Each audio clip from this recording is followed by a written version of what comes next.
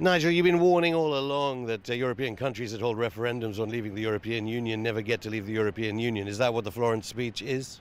Very much so. I mean, look, today's a great day for Westminster. It's a great day for the political class. It's a great day for Goldman Sachs. Great day for multinational business, because effectively what the Prime Minister is saying is we're going to stay a full member effectively of the European Union for a further 2 years.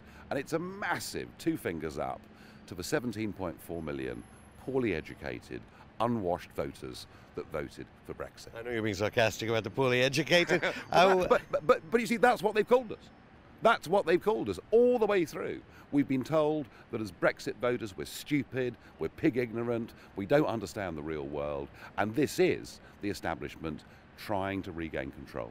Ironic that it won't even be enough as regards European bureaucrats in the negotiations anyway. Well, that's the point, isn't it? That if she thinks by saying we'll pay £20 billion over the course of the next 2 years, that somehow is going to satisfy Mr. Barnier, I mean, she's on moonshine, because all he's going to say is, you've paid for 2 years access to the single market, we want this big divorce bill on top.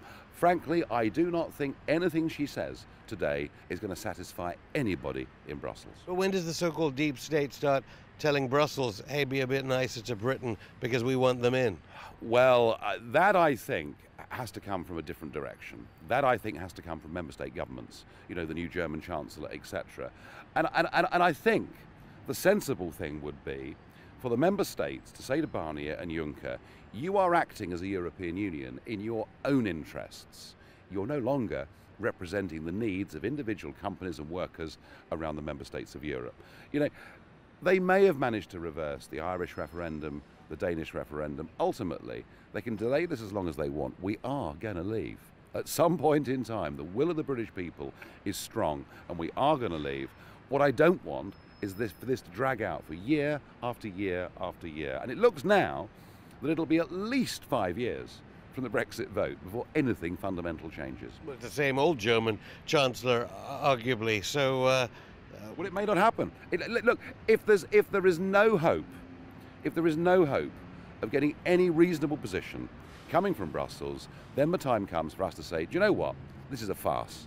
There's a great big world out there. There's America, Australia, India. I've heard those things, but did it even shock you that there were proposals for a single European military and compulsory euro joining in the past few weeks? I thought Juncker's speech was pretty extraordinary last week. I mean, this is a full state, run from the centre, taking yet... Even you thought so? Oh, even I said. I did say to Mr. Juncker afterwards, I said, actually, you've done us a huge favour, because now, if ever there was a second referendum, after that speech, we'd never vote to rejoin.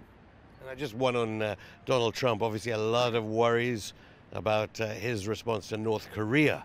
What do you think about how he's dealing with that? Is that more deep state power in Washington against Trump? No, this is different.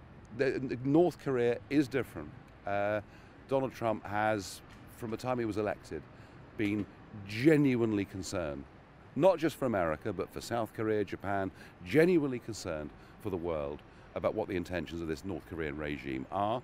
And what he's trying to do is to rally support from Russia, from China, from everybody, to do everything they can to stop this guy getting full nuclear capability. But isn't Trump as guilty as, say, Theresa May of rolling back things that were said or things that the electorates want? No, I mean, he said on NAFTA he is leaving it.